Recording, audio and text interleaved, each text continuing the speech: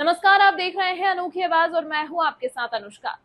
11 अप्रैल से खरीदारी जारी है। अभी तक किसानों को एक भी रुपए का भुगतान नहीं हुआ है। फिर भी किसान अपना गल्ला लेकर खरीदी केंद्रों में पहुंच रहे हैं, लेकिन वहां उसकी कोई भी सुनवाई नहीं हो रही है। 44 डिग्री टेम्परेचर में बगैर किसी सुविधा के किसान अपनी फसल कैसे बेचेगा, यह एक बड़ा सवाल है। समय पर उसको पैसे कैसे मिलेगा।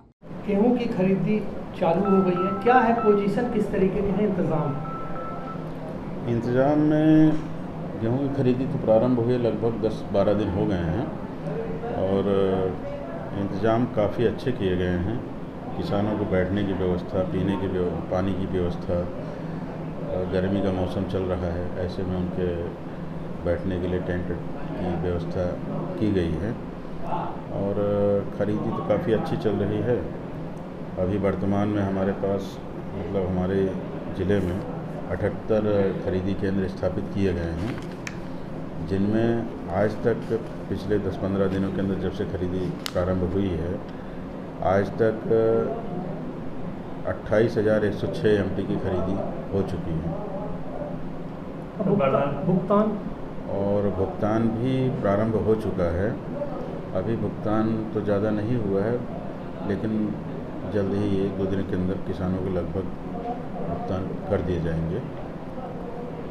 इस बारे में जब हमने डीएम नॉन से बात की तो उनका कहना है कि हमने दिशा निर्देश जारी किए हैं। किसानों से खरीदी प्रारंभ हो गई है। खरीदी केंद्र में सभी सुविधाएं उपलब्ध कराने के निर्देश दिए हैं।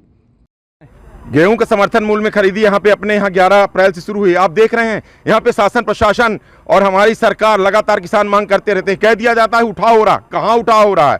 हम आपके चैनल के माध्यम से माननीय मुख्यमंत्री जी से और जिला प्रशासन से मांग करते हैं कि जिस दिन से खरीदी हुई है वो एक दिन में कितनी खरीदी हुई है, कितना उठाव हुआ है और किसानों को कितना भुगतान हुआ है, ये बतलाना चाहिए। किसानों के साथ हमेशा झूठ बोला जाता है। लगातार किसान यहाँ परेशान है। पूरे सेट जो खरीदी केंद्र बनाए गए हैं वो सेट भरे हुए हैं। आप देख रहे हैं यहाँ ट्रैक्टर ट्राली लेके किसान खड़े हुए हैं। कल बारदाने नहीं थे, बारदाने खत्म हो जाते हैं। वही स्क्रिप्ट लिखी जाती है, हर साल वही होता है। कहीं बारदाने नहीं है, कहीं तौल के लिए जगह नहीं है और उठाव नहीं होता, परिवहन नहीं होता। आप सोच सकते हैं परिवहन नहीं होता तो किसानों को भुगतान नहीं होता। अब आप किसानों के क्रेडिट कार्ड, किसान क्रेडिट कार्ड, ट्रैक्टरों के लोन सब ओवर ड्यू हो रहे हैं लगातार।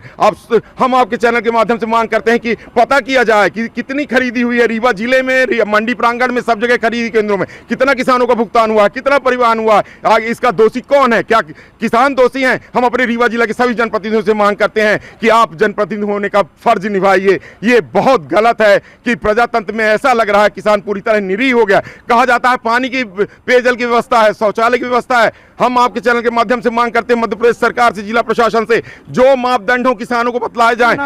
एक बोरी में तौल कितनी, भुगतान कितने दिन में। मैं किसान सुब्रत, अध्यक्ष भारतीय किसान यूनियन मध्य प्रदेश, सदस्य राष्ट्रीय किसान सभा शहीद भारत। वहीं दूसरी ओर किसान का हाल बेहाल है। किसानों का आरोप है कि एक बोरे में 200 ग्राम कम तोला जा रहा है, जबकि एक कांटे में 2,500 से 3,000 बोरे रोज तौल हो रही है। फिलहाल इस तरीके से दर्जनों जगह कृषि उपज मंडी में तौल की जा रही है। कल्पना की जा सकती है कि एक मंडी में कितना कम गेहूं दिन भर में तौला जा रहा होगा। किसानों का साफ तौर से आरोप है कि उन्हें जानबूझकर परेशान किया जा रहा है। जब गेहूं की तौल हो गई है तो उसका भुगतान कर देना चाहिए, लेकिन नहीं, जब ट्रांसपोर्टें होकर गेहूं अपने निर्धारित जगह पर नहीं पहुंच जाएगा तब तक उसका भुगतान नहीं किया। बहुत ज़्यादा है। परेशानियाँ ये है कि मतलब 1-2 दिन किसान आते हैं, यहाँ पड़े रहते हैं, भूखे रहते हैं, है ना। अब मान लीजिए शादी ब्याह का भी समय चल रहा है, किसान गल्ला बिकनता है, इसलिए कि हम अपने बच्ची की शादी करें। जब हमारी खरीदी हो ही नहीं रही है, तौल हो ही नहीं रही है, तो कितने बाद हमारा पैसा आएगा, कब शादी हम करेंगे। तो किसानों की समस्या तो हमेशा से, आज से नहीं, हमेशा से चली आई है। अपना नाम बता दीजिए। मनमोहन द्विवेदी। ये कि कितनी बोरी तौल जाती है, फिर भी एक अंदाज अब क्या गाड़ी के हिसाब से जैसे बंडल रहता है उसके हिसाब से तौल हो जाती है। इधर 1,000 बोरी, 2,000 बोरी, 5,000 बोरी, 2-3 हजार, 3-2, जब जैसा बंडल रहता है। कि अपना नाम बता दीजिए। श्रीमती रेशमा साकेत। इस खबर में फिलहाल इतना ही। अन्य खबरों के लिए देखते रहिए अनोखी आवाज।